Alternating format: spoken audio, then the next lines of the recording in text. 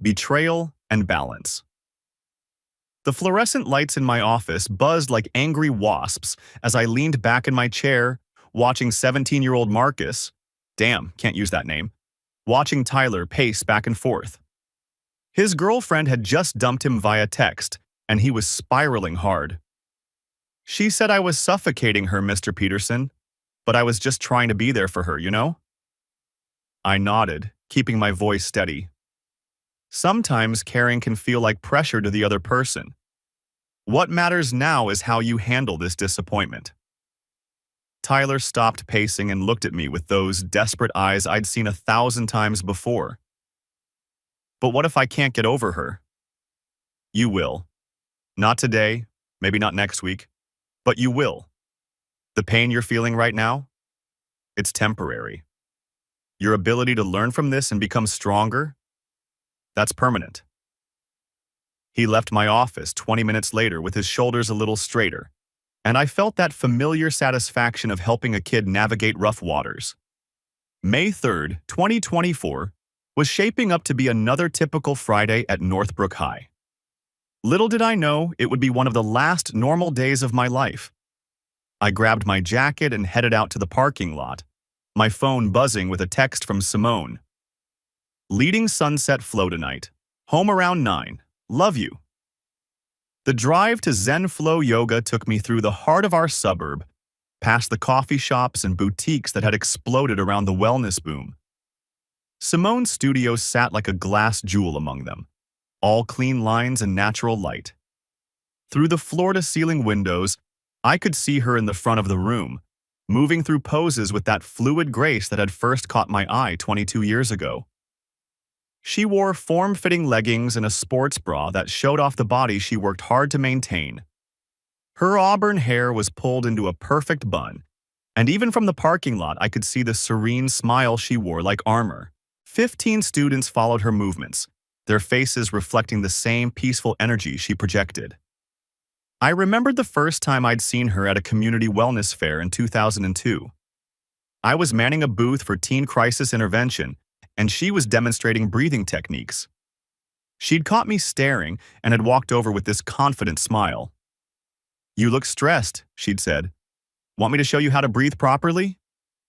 "I'm a high school counselor," I'd replied. I thought I knew how to handle stress. "Knowing and doing are different things," she'd laughed, and something in her voice had hooked me completely. Now, watching her through the studio window, I felt that same warmth. We'd built something good together, 18 years of marriage, 2 amazing kids, careers that mattered. The evening light caught her movement as she transitioned into warrior pose, and I saw several students struggling to match her flexibility. She was saying something to the class, probably one of her motivational mantras about finding balance in chaos. Her students hung on every word. Simone had always been magnetic like that, drawing people into her orbit with promises of transformation and inner peace. I didn't go inside. Instead, I drove home to start dinner, feeling grateful for the life we'd created together. Maya was in the kitchen when I arrived, her dark hair falling across her face as she sketched in her worn notebook. At 15, she had Simone's artistic eye but my methodical nature. Her latest drawing showed a cityscape made entirely of musical instruments. "That's incredible, honey. The detail work is amazing." She looked up with a grin that reminded me of her mother. "Thanks, Dad. I've been working on perspective in art class. Mrs. Rodriguez says I should submit this to the student showcase next month." "You absolutely should. This deserves to be seen." Liam wandered in from the living room, his laptop tucked under his arm. At 13, he was already taller than his sister and showed signs of inheriting my height. His dark eyes lit up behind his glasses as he set his computer on the counter. "Dad, check this out. I wrote a program that can analyze our family photos and create a timeline of everyone's style changes over the years." I peered at his screen, watching our family's evolution play out in fast forward. There was Simone in 2010, softer around the edges before she discovered yoga. There was me with hair that hadn't yet started graying at the temples. And there were the kids, growing from toddlers into the remarkable teenagers they were becoming. This is brilliant, Liam. How did you figure out the facial recognition algorithms? YouTube tutorials and a lot of trial and error. Want me to show you how it works? For the next hour, we tinkered with his code while Maya worked on her art. This was my favorite time of day, when the house felt warm and complete before the evening rush of homework and activities took over. Simone arrived home just as we were finishing dinner cleanup. She moved through the door with that post-yoga glow, her cheeks flushed and her eyes bright. Sorry I'm late, everyone. The sunset class ran long. We had 3 new students tonight. She kissed my cheek and ruffled Liam's hair. How was everyone's day? Maya immediately launched into a detailed account of her art class revelation, while Liam demonstrated his photo program. Simone listened with genuine interest, asking the right questions and celebrating their achievements. Whatever distance I sometimes felt between us disappeared in moments like these when we functioned like the team we'd always been. Later that evening, after the kids had retreated to their rooms, Simone and I sat on the back porch with glasses of wine. The May air was perfect, warm but not humid, with just enough breeze to stir the leaves in our oak tree. The Hendersons want to book a private couples retreat, Simone said, scrolling through her phone.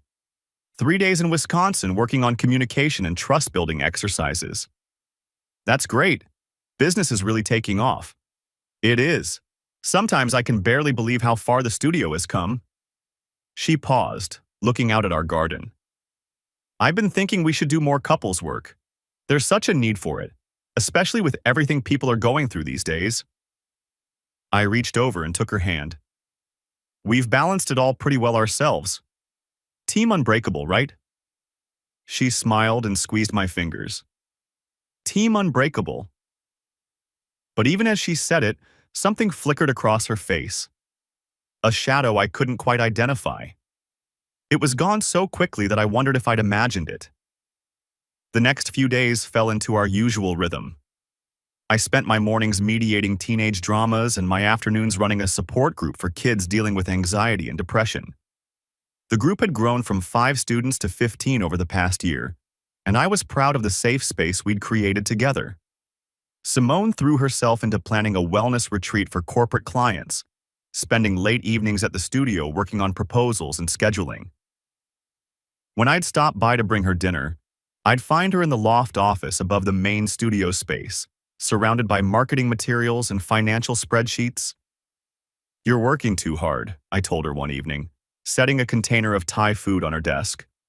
It's the busy season. Summer retreats, wedding prep classes, corporate contracts. Everyone wants to find their zen before vacation season hits. She gestured at her laptop screen, which showed a complex calendar filled with color-coded appointments. I hired a new instructor to help with the load. Anyone I know? Evan Torres.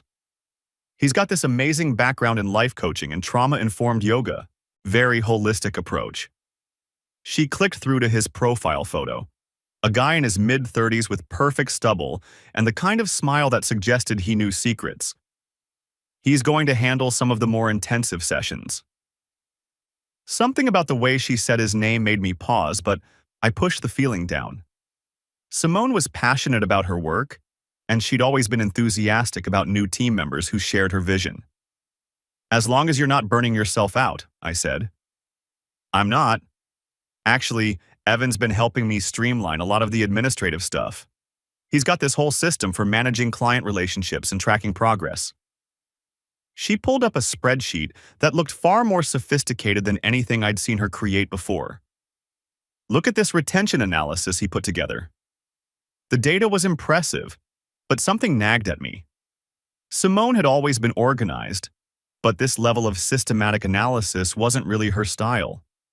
She was more intuitive, more focused on the emotional and spiritual aspects of her work. When did you become such a data person? I asked, trying to keep my tone light. Evan's been coaching me on the business side of things. You can't run a successful studio on good vibes alone. She laughed, but it sounded forced. He says I have great instincts, but I need to learn to quantify success.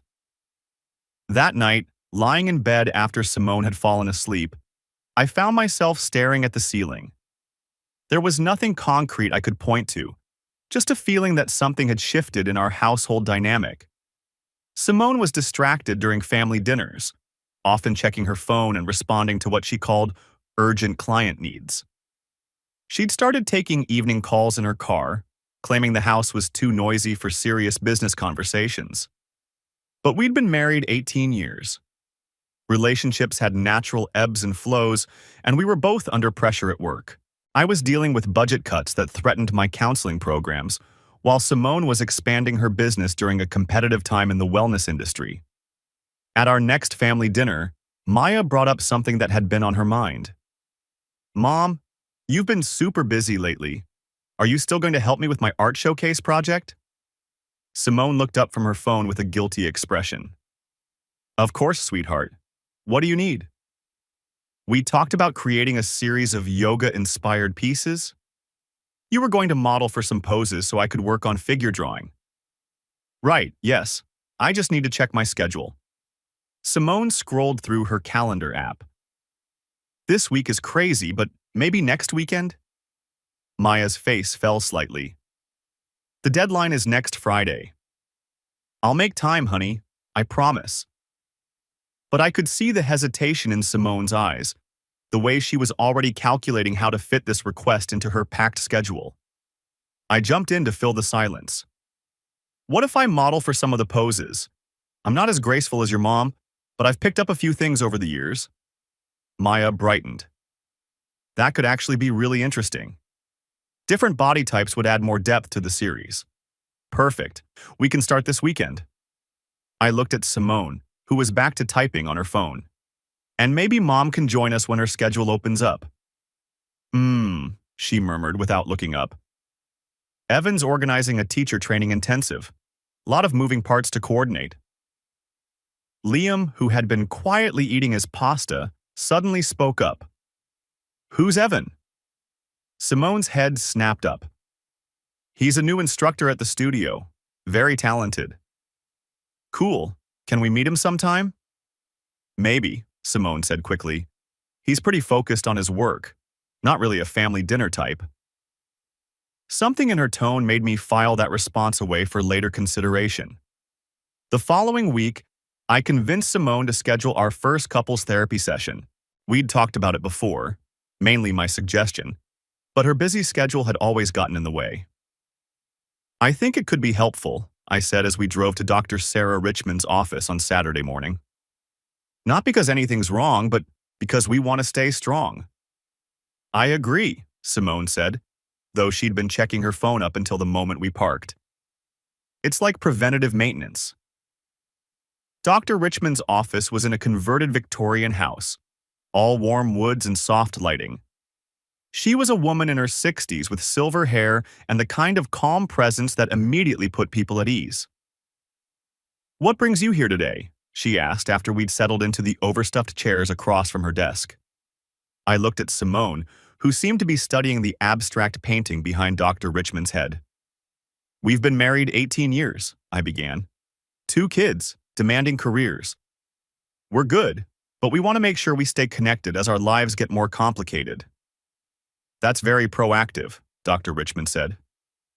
"Simone, how do you see your relationship right now?" Simone shifted in her chair. "Derek's right. We're good. Sometimes I feel like we're ships passing in the night, but that's just this phase of life, you know? The kids need so much. Work is intense for both of us." "Can you tell me about a typical week in your household?" As we talked through our routines, I found myself paying attention to the details Simone chose to share and the ones she left out. She mentioned client sessions and business development, but nothing about Evan or the intensive coaching she'd been receiving. When Dr. Richmond asked about sources of stress, Simone focused on scheduling conflicts and financial pressures. "Derek sometimes thinks I work too much," she said, with a laugh that didn't quite reach her eyes. "But building a business requires sacrifice. I'm sure he understands that from his work with students. You can't just turn off caring at 5 o'clock." "How does that feel, Derek?" I do understand the demands of meaningful work, I said carefully. I just want to make sure we're not so focused on external responsibilities that we forget to invest in each other. We spent the rest of the session working through some basic communication exercises. Nothing groundbreaking, but it felt good to have dedicated time to talk without distractions. As we were preparing to leave, Dr. Richmond stepped out to grab something from her assistant's desk. Simone immediately pulled out her phone, and I found myself looking around the office.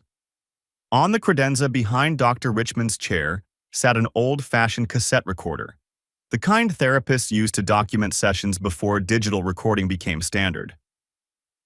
"Do you think she still uses that thing?" I asked, nodding toward the recorder. Simone glanced up briefly. "Probably for older clients who aren't comfortable with digital files. Some people like the tangible feeling of analog recording." When Dr. Richmond returned, she mentioned that she did indeed still use cassette tapes for certain clients who preferred that level of privacy. "Digital files can be hacked or accidentally shared," she explained. "Some people find cassettes more secure, even though they're technically less convenient." We scheduled a follow-up session for the following Saturday and drove home in companionable silence. I felt optimistic about the process, like we were taking proactive steps to strengthen our foundation. That optimism lasted exactly 1 week. Our second session started much like the first, with Dr. Richmond asking about how we'd implemented the communication strategies we'd discussed. I was in the middle of describing a successful conversation Simone and I had had about vacation planning when Dr. Richmond excused herself to take an urgent call from another client. "I'll be back in just a few minutes," she said, stepping into the hallway and closing the door behind her. Simone immediately reached for her phone, but I found myself drawn to the old cassette recorder. There was something nostalgic about the analog technology that reminded me of recording mixtapes in high school. "I wonder if these things still work reliably," I said, walking over to examine it more closely. "Derek, don't touch her equipment," Simone said, without looking up from her phone. But my curiosity had already gotten the better of me. The recorder was loaded with a tape labeled Simone Solo 23 in Dr. Richmond's neat handwriting. My finger hovered over the play button for a moment before I pressed it, expecting to hear either silence or maybe some note-taking from our previous session. Instead, I heard my wife's voice, clear and unmistakable. "I know it's wrong, but God, the rush I get with you, Evan. It's like I remember who I was before kids, before marriage, before I became this suburban yoga mom who schedules her life in 15-minute increments." My blood turned to ice water, but I kept listening. "Derek's a good man. Stable, caring, everything I thought I wanted when I was younger. But he's so safe, predictable. When he looks at me, I can see exactly how the next 20 years are going to unfold, and it terrifies me." A male voice responded, smooth, confident. "You don't have to stay trapped, beautiful. You've built something incredible with the studio. You're financially independent now. You could start over." "It's not that simple. There are the kids to consider, and Derek would fight me for custody. He's got this whole network of parents and school administrators who think he walks on water. So we're careful. We plan. No one has to get hurt if we're smart about this." Simone's laugh was bitter. "Smart? I was supposed to be smart when I got married at 26. Smart when I had kids before I'd figured myself out. Smart when I invested everything in building a stable, responsible life. What do you want, Simone? Really want?" There was a long pause before she answered. "I want to feel alive again. I want to wake up excited about my day instead of already exhausted by everything I have to accomplish. I want to feel like I'm choosing my life instead of just surviving it." "You can have that. We just need to be patient." "The thing is," Simone continued, and I could hear the smile in her voice, "these afternoon sessions we've been having, in the loft after classes, Derek has no idea. He was at some parent-teacher conference last Thursday when you showed me that thing with the bolster in the wall. I came home feeling so alive, so energized, and he just smiled and said, I looked like I'd had a good class. My legs felt weak, but I forced myself to keep listening. He's scheduled to meet with parents again next Thursday. Could you stay after the evening flow class? I'll bring the good massage oil this time, Evan's voice replied. The sandalwood one you liked. The recording continued for another few minutes, with them planning future meetups and discussing how to gradually phase out my involvement in Simone's life while maintaining the appearance of a stable marriage for the kids' sake. I heard Dr. Richmond's footsteps in the hallway and quickly stopped the tape, my hands shaking. When she returned, I was back in my chair, probably looking pale, but hopefully not obviously devastated. Sorry about that interruption, Dr. Richmond said, settling back behind her desk. Now, where were we? I managed to get through the rest of the session on autopilot, making appropriate responses and even managing a few insights about communication patterns. But inside, my counselor brain was already working, filing away details and formulating a plan. When Dr. Richmond stepped out again briefly at the end of our session, I approached her with what I hoped looked like casual curiosity. I noticed the cassette recorder earlier. Is that something you use for all clients? Oh, that. She looked embarrassed. I should have mentioned, yes, I record sessions with clients who consent to it. You both signed the standard release forms when you started. The tapes help me review our work between sessions and plan more effective interventions. That makes sense. Actually, I'd be interested in hearing how I sound during our sessions. Would it be possible to get a copy of today's recording for my own reflection process? Dr. Richmond hesitated for a moment, then nodded. That's within your rights as a client. Though I should warn you, people are often surprised by how they sound on tape. I understand. Just for my own growth process. She made a quick copy using a dual cassette deck in her filing cabinet and handed me the tape in a plain case. Remember, this is confidential material. Please treat it with appropriate care. Of course. The drive home was surreal. Simone chatted about weekend plans and mentioned that she had an evening class to teach, while I gripped the steering wheel and tried to process what I'd learned. Part of me wanted to confront her immediately, to demand explanations and apologies. But 18 years of counseling teenagers had taught me the value of patience and preparation.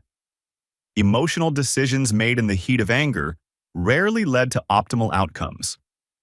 That night, after Simone left for her evening class, I sat in my home office with my laptop and a yellow legal pad.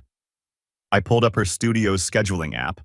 We shared access to family calendars, and she'd never bothered to change the password, and began cross-referencing the dates and times mentioned on the tape with her official schedule. Every solo session and private client consultation aligned perfectly with the meetings she described to Evan.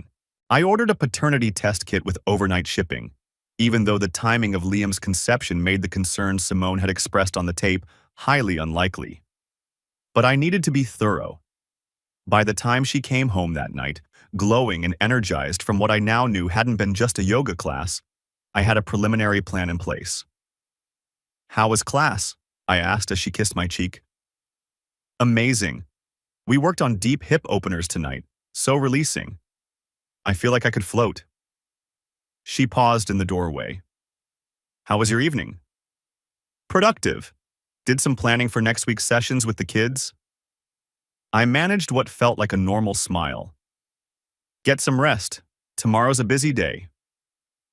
As she headed upstairs, I opened my laptop again and began researching private investigators in the Chicago area. If Simone thought she was smart enough to plan a careful exit strategy, she was about to learn that two could play that game. But unlike her, I wasn't planning to be careful. I was planning to be methodical. The next morning felt like performing in a play where I was the only actor who didn't know the script. Simone made coffee and chatted about weekend plans while I watched her face for signs of deception. Maya complained about a history test, while Liam showed off a new coding project. Everything was exactly as it had been every other Saturday morning, except now I knew it was all built on lies. I need to run to the studio this afternoon, Simone said as she loaded the dishwasher. Evan's coming in to work on some new class sequences. The casual way she said his name made my jaw clench, but I kept my voice neutral. On a Saturday? He's very dedicated. Plus, it's easier to experiment with new flows when we don't have students to worry about. She glanced at me over her shoulder. Want to come watch? You might learn something. The invitation was delivered with such innocent confidence that I almost admired her audacity. Thanks, but I promised Maya I'd help her with that art project today. Right, of course, I forgot about that. But she hadn't forgotten. She was just testing whether I'd take the bait. After she left, I spent an hour on the phone with James Sullivan, a private investigator recommended by one of my colleagues at school. Sullivan had spent 20 years as a Chicago police detective before going private, specializing in domestic investigations. What you're describing sounds like a classic case of emotional affair transitioning to physical, he said after I gave him the basics. The good news is that Illinois is a no-fault divorce state, so proof of adultery won't change support obligations significantly. The bad news is that if there's been financial manipulation, secret accounts, inappropriate business expenses, that could complicate asset division. What kind of documentation would you need? Whatever you can provide legally. Financial records, communication logs, business filings. I can handle surveillance and background checks on the other party. Sullivan paused. I have to ask, are you sure you want to go down this road? Once we start pulling threads, there's usually more unraveling than people expect. I'm sure. All right. I'll need a retainer and whatever information you can provide about schedules, habits, vehicle information. Fair warning. This process can take weeks or months to develop a complete picture. I understand. How quickly can we start? Monday morning. I'll send you a contract today. After I hung up, I sat in my office staring at the framed photo on my desk. Simone and me on our 10th anniversary, taken during a weekend getaway in Door County. We looked happy, relaxed, genuinely connected. Either she'd been an exceptional actress even then, or something had fundamentally changed in recent years. I thought about all the small signs I'd dismissed. The increased focus on her appearance, the new interest in business analytics that seemed out of character, the way she'd started referring to recharge sessions and personal development work with a group of people I'd never met. Maya found me there an hour later, sketchpad in hand. Ready to be my art model, Dad? Absolutely. What do you need me to do? For the next 2 hours, I held various yoga poses while Maya captured them from different angles. Her concentration was complete, and watching her work reminded me why I did this job. There was something magical about seeing young people discover their talents and push themselves toward excellence. You're actually pretty good at this, Maya said, as I held a surprisingly stable warrior 3 pose. Mom would be impressed. Think so? Definitely. You've been paying attention during all those years of watching her practice. Maya paused her sketching to look at me directly. Are you and Mom okay? You both seem kind of stressed lately. The question hit me harder than I expected. How much had the kids picked up on? Maya was perceptive, with an artist's eye for emotional subtleties that adults often missed. We're going through a busy period, I said carefully. Sometimes that creates tension, but we're working through it. Like with therapy? Among other things. She nodded and went back to her drawing. I hope it helps. Liam's been worried too, but he won't say anything because he doesn't want to seem like a baby. That night, after the kids were in bed and Simone was taking one of her long baths, I used her laptop to dig deeper into her digital life. Her email account was still logged in, and I found myself looking at months of correspondence with Evan Torres. The early messages were professional, discussions about class scheduling, client needs, business development strategies. But by early March, the tone had shifted to something more personal. Evan was offering private coaching sessions to help Simone unlock her full potential as both a teacher and an entrepreneur. By April, the emails were filled with inside jokes and references to conversations I wasn't privy to. Simone was sharing personal frustrations about feeling stuck and undervalued in her life, while Evan positioned himself as someone who understood her deeper needs and aspirations. The most recent emails, sent just days ago, were coordinating logistics for what they called intensive development sessions. Looking at the timestamps, these messages were being sent during family dinner time, while I was helping the kids with homework or we were all watching movies together. I printed the most relevant emails and stored them in a folder I labeled School Budget Research, boring enough that no one would be curious about the contents. Sullivan called me Monday morning with preliminary findings. "Your wife's business partner has an interesting background," he said without preamble. Evan Torres, 34, originally from San Diego. He's worked at wellness centers in 3 different states over the past 8 years, and I'm seeing a pattern that might interest you. What kind of pattern?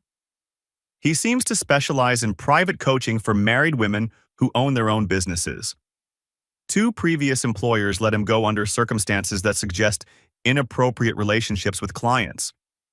No formal complaints filed, but the timing of his departures correlates with sudden business disruptions and divorces among his client base. My grip tightened on the phone. So this isn't his first time. Appears not. I'm also running background checks on his certifications. Some of the credentials listed on your wife's website don't check out with the issuing organizations. Meaning what? Meaning he might be operating without proper licensing for some of the services he's claiming to provide. In Illinois, anyone offering therapeutic services, even if they call it life coaching, needs specific certifications and adherence to professional ethics guidelines. This was exactly the kind of leverage I needed. What's our next step? I'm setting up surveillance for this week. If he's following his usual pattern, the relationship will escalate quickly once it becomes physical. These guys tend to get overconfident. And if we document violations of professional ethics? That's where things get interesting. The Illinois Department of Financial and Professional Regulation takes unlicensed practice very seriously, especially in the wellness industry. Too many people have been hurt by predators masquerading as healers. After I hung up, I spent my lunch break researching IDFPR complaint procedures and professional ethics requirements for yoga instructors and life coaches in Illinois. The regulations were more stringent than I'd expected, with clear guidelines about dual relationships, financial boundaries, and client protection. If Evan was operating outside these guidelines, which seemed increasingly likely, he was violating state law. That afternoon, I attended Maya's art showcase planning meeting at school. She was one of 15 students selected to display work in the district's annual exhibition, and I felt proud watching her discuss her vision with the art teacher and other parents. Maya's yoga-inspired figure studies are really exceptional, Mrs. Rodriguez told me as we looked over the preliminary sketches. She's captured something authentic about the intersection of physical practice and emotional expression. She's always had an eye for seeing beneath surfaces, I replied, thinking about how that particular talent might serve her well in the years ahead. On the drive home, my phone rang with a call from Sullivan. "We've got movement," he said. "Subject vehicle parked at your wife's studio for 3 hours this afternoon, officially during hours when no classes were scheduled. I have photos of them entering together and leaving separately." "What kind of photos?" "Professional, admissible, nothing inappropriate, but the timeline and body language suggest this wasn't a business meeting." I felt something cold settle in my stomach. Hearing it on tape was one thing. Having it confirmed by independent surveillance was another. "There's more," Sullivan continued. "I ran a financial background check. Torres has significant debt, credit cards, student loans, a foreclosure in his recent past. Men in his position often see relationships with successful business owners as financial opportunities, not just personal ones." "You think he's after her money?" "I think he's after stability, and your wife represents several kinds of security. The question is whether she understands that, or if she believes this is about genuine connection. That evening, Simone came home energized and talkative, full of stories about new business opportunities and expansion plans. She'd apparently had a breakthrough session with Evan about scaling her vision and was considering offering teacher training certifications through the studio. "It could be a whole new revenue stream," she said as we cleaned up after dinner. "Evan thinks I have the expertise to train other instructors, maybe even franchise the ZenFlow concept to other markets." That sounds ambitious. Have you researched the legal and financial requirements for that kind of expansion? Evan's handling a lot of the research. He has experience with business development from his previous positions. She paused, giving me a look I couldn't quite interpret. "Why? Do you think it's a bad idea?" "I think any major business decision should involve professional consultants, accountants, lawyers, people who don't have personal stakes in the outcome." Something shifted in her expression. "Evan doesn't have a personal stake. He's a professional consultant." "Of course. I just meant that major changes should be thoroughly vetted." But I could see her defensive walls going up, the same way they did when I suggested she was working too many hours or spending too much time on her phone during family dinner. Later that night, I found Liam in his room, working on another coding project. "What are you building this time?" I asked, settling into the chair beside his desk. "A family photo organization system. It can sort pictures by date, location, people in them, even analyze facial expressions to categorize mood." He pulled up a demonstration on his screen. "Look, here are all the photos where you and Mom are both smiling genuinely, versus the ones where you're just posing." The algorithm was surprisingly sophisticated, and it had identified patterns I hadn't noticed consciously. In recent photos, anything from the past 6 months, the instances of Simone and me genuinely smiling together had dropped significantly. "That's pretty remarkable, buddy. How did you teach it to recognize genuine expressions?" "Facial muscle analysis. Real smiles use different muscles than posed ones, and the timing is different too." He clicked through a series of images. "See? In the older photos, your smile patterns match Mom's. But lately, there's this weird offset where you guys are never quite in sync. Even my 13-year-old's computer program could detect what I'd been trying to ignore for months." "People change over time," I said carefully. "Stress, work pressures, that kind of thing." "Yeah, I guess. It's just weird seeing it in data form, you know? Like the computer doesn't lie about what it observes." No, I thought. Computers don't lie. On Wednesday, Sullivan called with an update that made everything more complicated. "We've got a problem," he said. "I've been digging into the business relationship between your wife and Torres, and there are some financial irregularities that go beyond personal issues." "What kind of irregularities?" "Money flowing from the studio's account to a business entity controlled by Torres. It's structured to look like legitimate consulting fees, but the amounts and frequency suggest something else." "How much money are we talking about?" "Roughly $12,000 over the past 3 months. For a small business, that's significant. More concerning is that these payments aren't documented as business expenses in the studio's books. They're being run through a separate account your wife opened in March." My head started pounding. "A separate account?"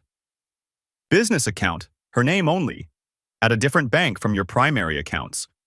She's been moving money from the joint studio account to this private account, then paying Torres from there." "Is that legal?" "Depends on how the business is structured and what your marital property agreements look like. But it's definitely something a divorce court would be interested in reviewing." I thought about our financial planning conversations over the years, the decisions we'd made together about investments and savings. Simone had always been involved in those discussions, always presenting herself as someone who valued transparency and shared decision-making. "Can you get documentation of these transactions?" "I'm working on it. The good news is that electronic transfers leave clear paper trails. The bad news is that if this continues, the amounts could become substantial enough to affect asset division in a divorce proceeding. After I hung up, I sat in my office and tried to process what I'd learned. It wasn't just about the affair anymore. Simone was actively moving marital assets without my knowledge or consent, funneling money to someone who was manipulating her both personally and financially. I thought about Tyler, the student I'd counseled on that first Friday, and how devastated he'd been by his girlfriend's betrayal. At 17, he felt like his world was ending over a high school relationship that had lasted 6 months. I was 44 years old, and my 18-year marriage was dissolving in ways I was only beginning to understand. But unlike Tyler, I wasn't going to let this devastation paralyze me. I was going to channel it. Thursday afternoon, I drove to Zen Flow Yoga during the time when Simone and Evan usually had their intensive development sessions. I parked across the street with a clear view of the studio's entrance and waited. They arrived separately, Simone first, then Evan, about 10 minutes later. Through the large windows, I could see them meet in the main studio space. They talked for a few minutes, then moved toward the staircase that led to the loft office space above. For the next hour and a half, the main studio remained empty while whatever was happening upstairs continued out of sight. I used the time to call Dr. Richmond's office and request a copy of the mislabeled tape I'd heard during our session. When I explained that it contained personal reflections I wanted to review for my own therapeutic process, the receptionist confirmed that I had a right to copies of any recordings from sessions I'd attended. Though I should mention, she said, that particular tape was mislabeled. It's actually from a solo session your wife had last year, before you started couples work together. Are you sure that's what you want? Yes, I said. I think hearing her individual perspective might help me understand our dynamics better. I'll have a copy ready for pickup tomorrow. At 5:30, Simone and Evan emerged from the studio, both looking relaxed and energized. They stood close together by the entrance, and I watched Evan lean in to say something that made Simone laugh and touch his arm. Then they kissed.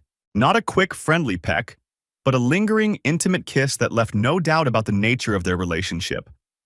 I sat in my car and watched my wife embrace another man, feeling something cold and final settle in my chest. When I got home, Simone was already there, preparing dinner with the same domestic efficiency she'd always shown. "How was your day?" she asked, not looking up from the vegetables she was chopping. "Productive. I got some good work done on next semester's curriculum planning." "That's nice. I had a really intensive session with Evan today. We're making excellent progress on the business development plan." The casual lie was delivered with such confidence that I almost admired her skill. Almost. "Sounds promising," I said. "When do you think you'll have something concrete to show me?" For just a moment, her knife paused in its chopping motion. "Soon. We're still refining some of the details." That evening, after we'd gone through the motions of family dinner and homework help, I found myself alone with my laptop and a yellow legal pad, mapping out timelines and connections like I was preparing a case study. The evidence was mounting systematically. Audio recording of planning sessions, financial irregularities and hidden accounts, surveillance documentation of private meetings, background information about Evan's pattern of behavior, digital communications showing escalating intimacy. But more than that, I was beginning to understand the scope of what Simone and Evan had planned. This wasn't just an affair. It was a calculated exit strategy designed to position her for a new life while minimizing consequences for abandoning her current one. They weren't just betraying me. They were planning to manipulate the entire process to ensure she came out ahead financially and socially, which meant I needed to be even more strategic in response. I opened a new document on my laptop and began outlining my own plan, one that would leverage every resource I had available, from my professional network to my knowledge of family law, from Sullivan's investigative skills to my own understanding of human psychology. If Simone thought she was smart enough to orchestrate a carefully planned betrayal, she was about to learn what methodical really looked like. Sullivan's call came early Friday morning with news that changed everything. "We've got him," he said without preamble. Evan Torres is operating without proper certification for the therapeutic services he's advertising. According to IDFPR, his yoga instructor certification expired 18 months ago, and he never had credentials for life coaching or relationship counseling. What does that mean legally?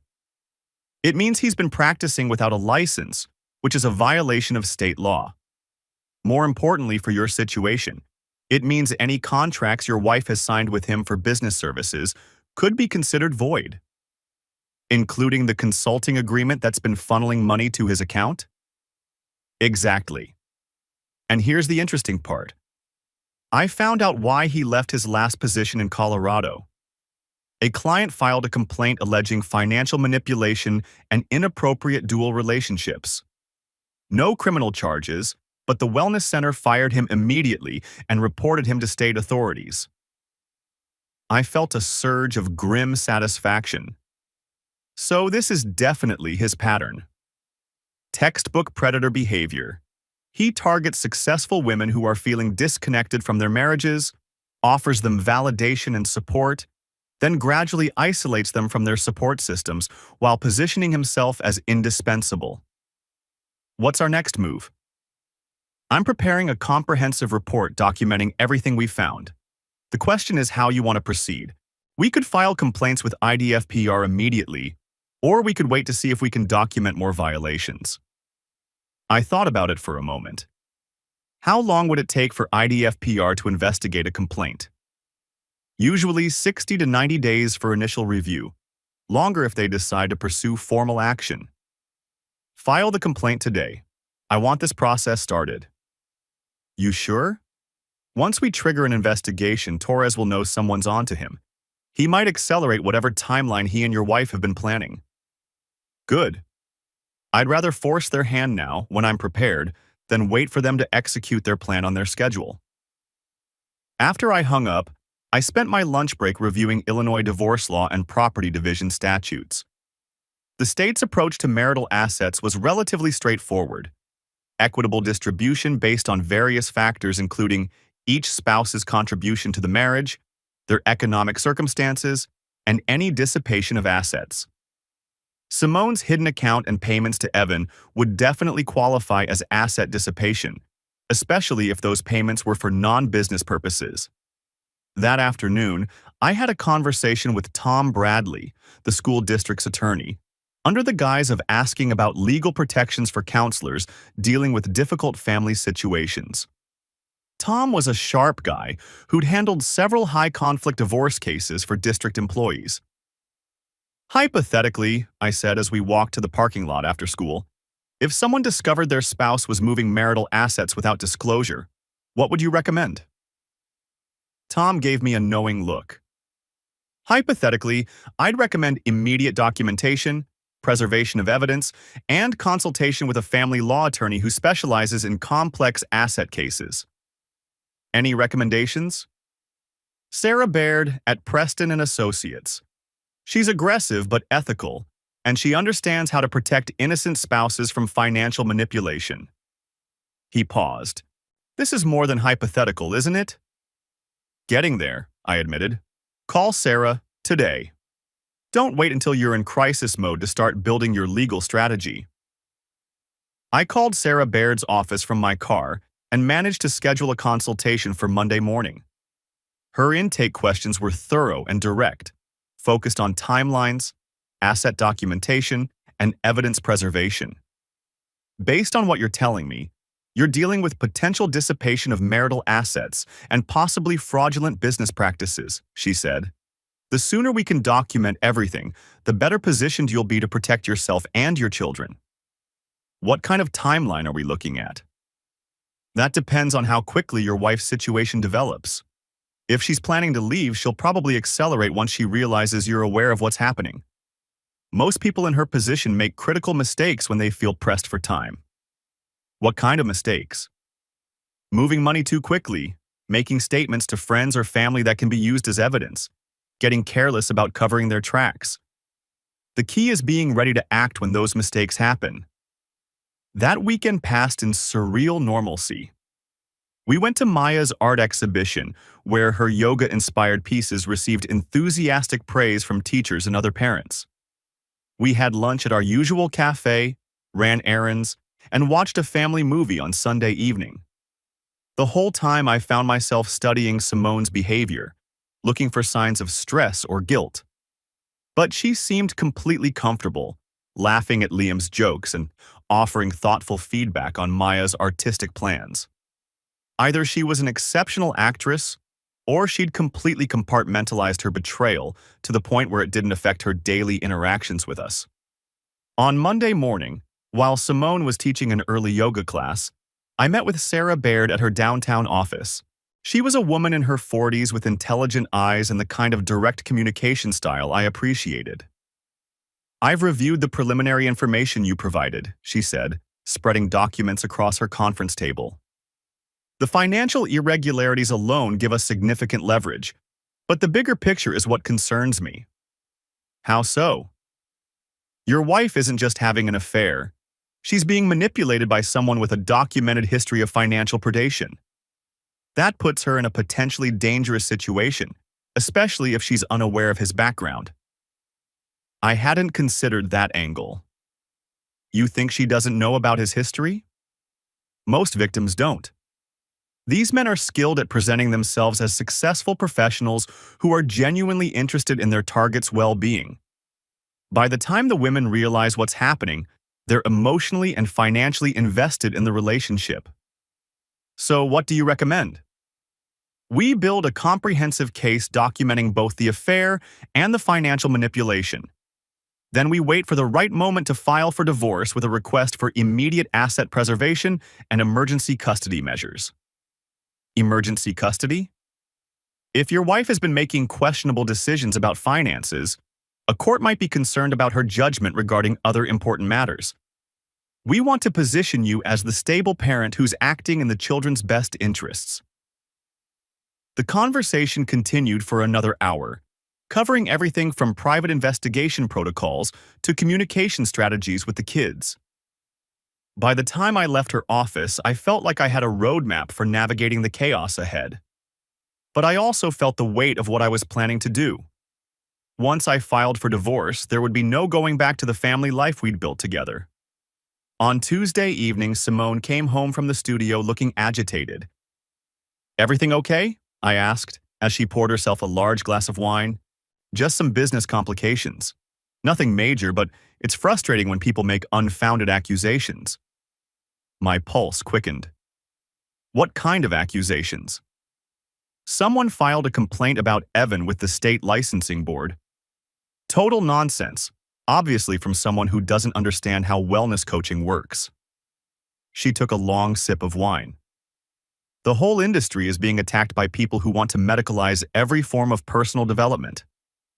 "That does sound frustrating," I said carefully. "Will it affect the studio?" "Shouldn't. Evan's confident it will be dismissed quickly. He's dealt with this kind of harassment before." "I bet he has," I thought. "In the meantime, we might need to adjust some of our business arrangements until the investigation is complete," she continued, "just to avoid any appearance of impropriety." Probably smart. Better to be cautious with regulatory issues. That night, Sullivan called with an update. "IDFPR received our complaint and opened a preliminary investigation yesterday," he reported.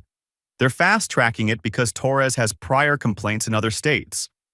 Also, I've been monitoring the financial accounts, and there's been significant activity in the past 48 hours.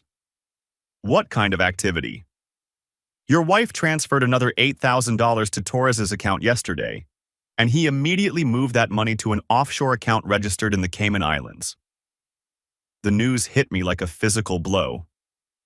$8,000? She's liquidating assets faster than we expected. This suggests they're accelerating their timeline. Or they know someone's watching. Either way, you need to act soon, or there won't be any marital assets left to divide. I called Sarah Baird first thing Wednesday morning.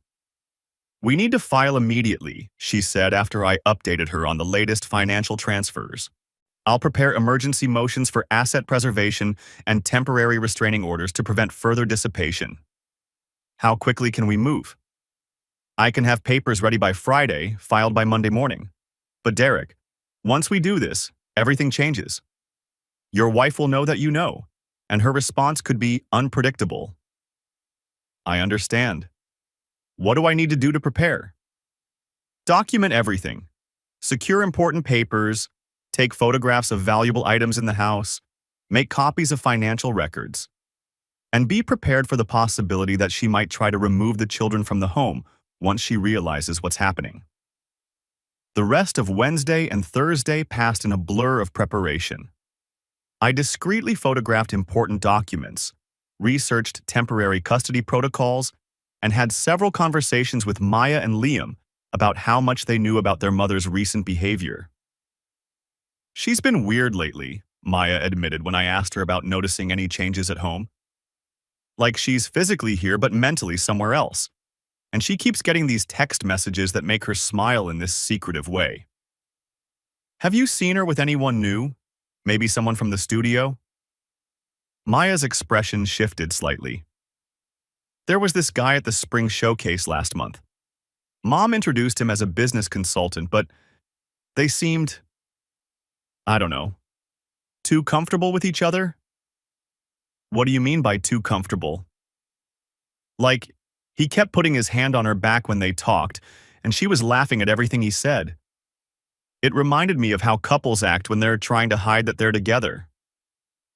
My 15-year-old daughter had picked up on what I'd been too trusting to see.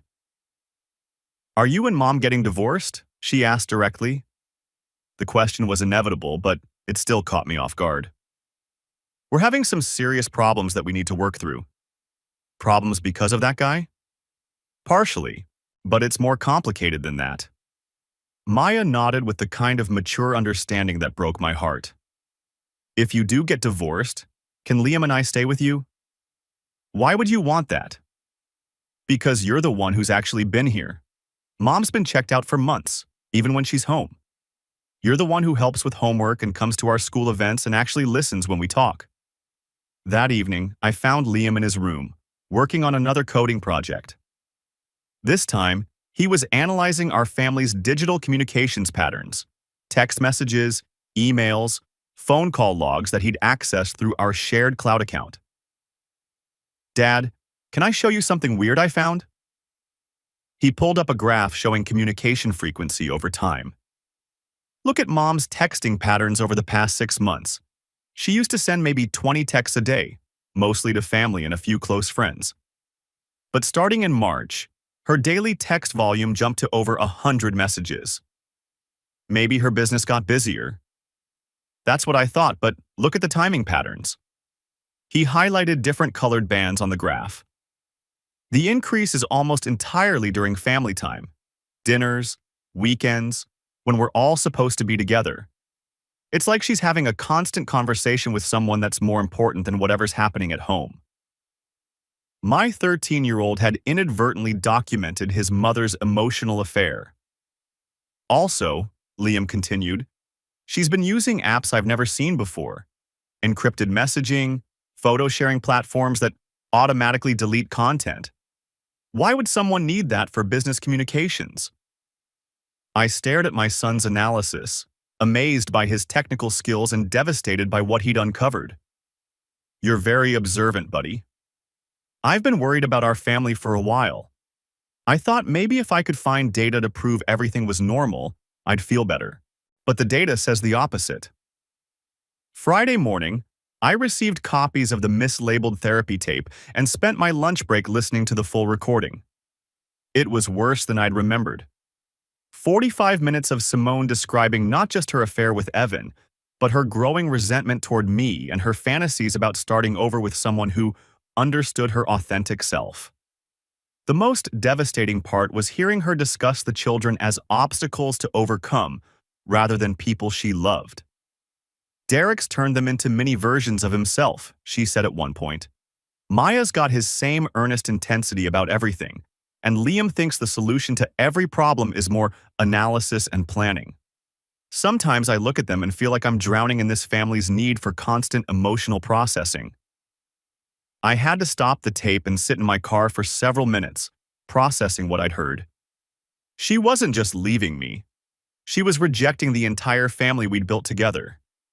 That afternoon, I met with Sullivan for what we both knew would be our final strategy session before everything came out in the open. IDFPR confirmed that Torres is operating without proper licensing, he reported. They've issued a cease and desist order requiring him to stop providing any therapeutic or coaching services immediately. How did he respond? Hired a lawyer and filed an appeal, claiming his services are educational rather than therapeutic. But here's the interesting part. His attorney is the same one who represented him in Colorado, which suggests he's been planning for this possibility. What about the financial investigation? The offshore transfers are definitely problematic for your wife. Moving marital assets to foreign accounts during an active domestic dispute could be considered fraudulent conveyance under Illinois law. Meaning what? Meaning a court could order those assets returned and impose penalties for the attempted concealment. Combined with the dissipation evidence, she could be facing significant financial consequences. Sullivan handed me a thick folder containing photographs, financial records, and timeline documentation. Everything you need is in here. The question now is timing. Sarah Baird wants to file Monday morning? That's probably smart. From what I'm observing, Torres and your wife are feeling pressured by the IDFPR investigation. People make their biggest mistakes when they feel cornered. That weekend, Simone was increasingly agitated and distracted. She spent most of Saturday on her phone, having hushed conversations in other rooms. On Sunday, she announced that she needed to attend an emergency business meeting and would be gone most of the day. Emergency meeting on Sunday? I asked. Some issues with the licensing investigation. Evan and I need to coordinate our response strategy. After she left, I spent time with Maya and Liam, trying to create normal family moments while preparing them for the upheaval that was coming. Kids, I said as we worked on a puzzle together, you know that sometimes families go through difficult periods where parents need to make hard decisions about how to move forward. They both looked at me with expressions that suggested they'd been expecting this conversation. Are you and Mom splitting up? Liam asked. It's possible.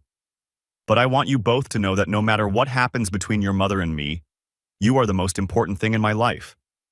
Nothing will change how much I love you or how committed I am to making sure you're okay.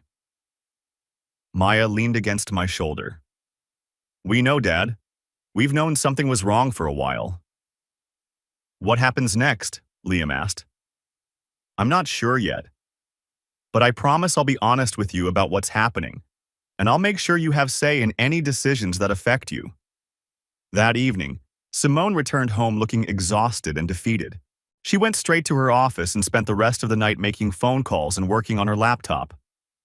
Around midnight, I heard her crying in the bathroom. Quiet, desperate sobs that made me feel a complicated mix of anger and sadness. Whatever she and Evan had been planning was falling apart, and the reality of the consequences was starting to hit her. But it was too late for regrets. Monday morning arrived gray and rainy, matching my mood as I drove to Sarah Baird's office for our final preparation meeting. The divorce papers were ready, along with emergency motions for asset preservation and temporary custody arrangements. Once we file these, your wife will be served within 24 hours, Sarah explained. Be prepared for her reaction to be intense. What should I expect? Could be anything from denial and anger to attempts at reconciliation. Some people try to blame their spouse for forcing the divorce by refusing to forgive and move on. Others get vindictive and try to make the process as difficult as possible. And the kids? The temporary custody order gives you primary physical custody while we sort out the larger issues. Given your wife's recent behavior and financial decisions, I'm confident a judge will see you as the more stable parent. At 2 p.m., the papers were officially filed. By 4 p.m., Sarah called to confirm that Simone had been served at the yoga studio by a process server. How did she react? I asked.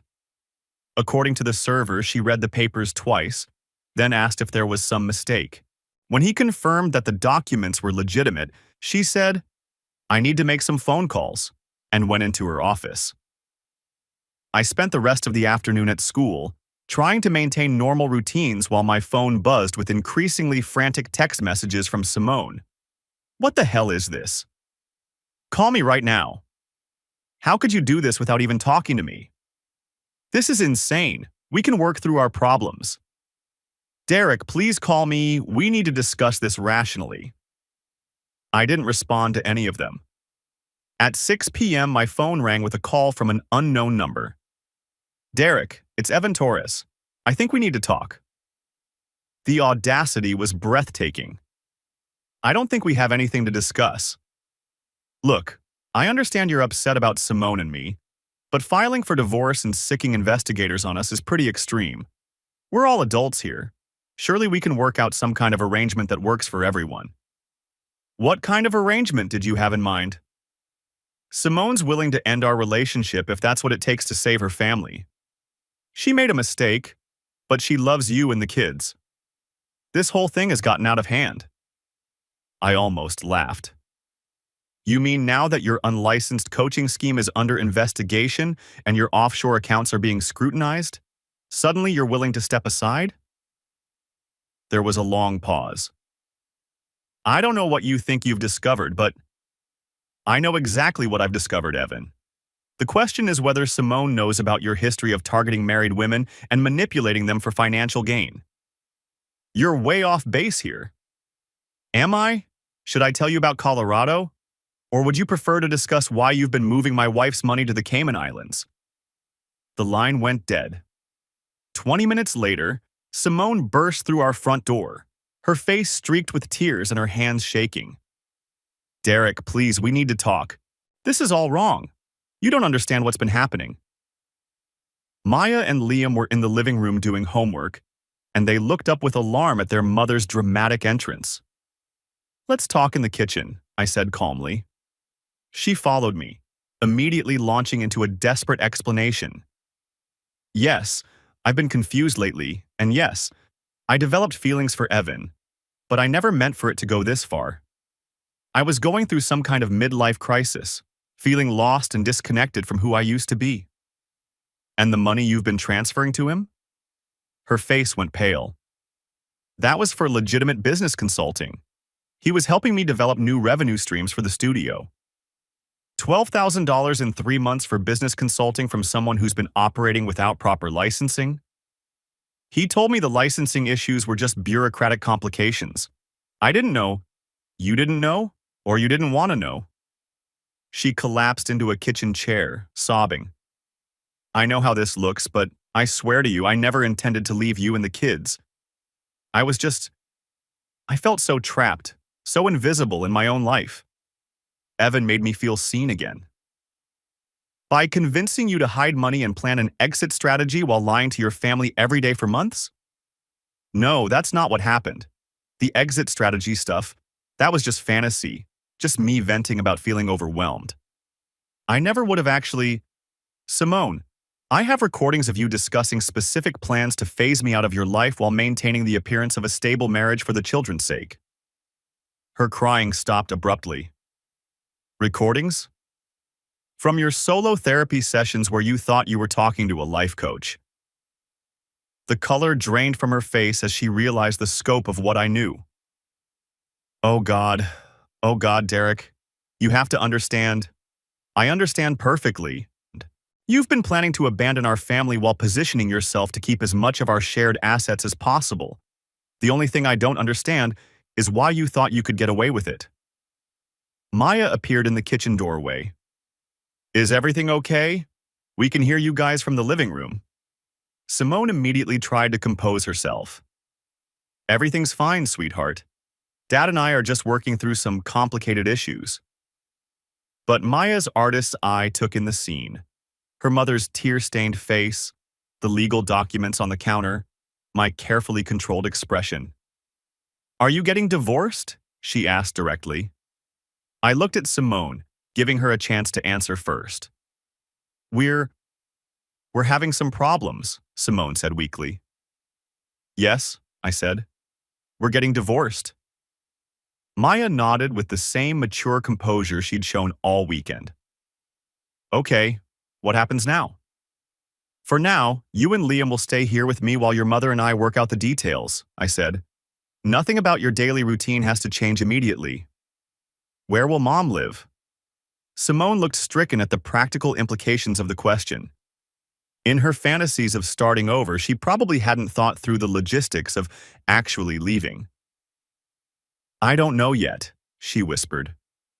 That evening, after the kids had gone to bed and Simone had packed a bag to stay at her sister's house, I sat in my office reviewing everything that had led to this moment.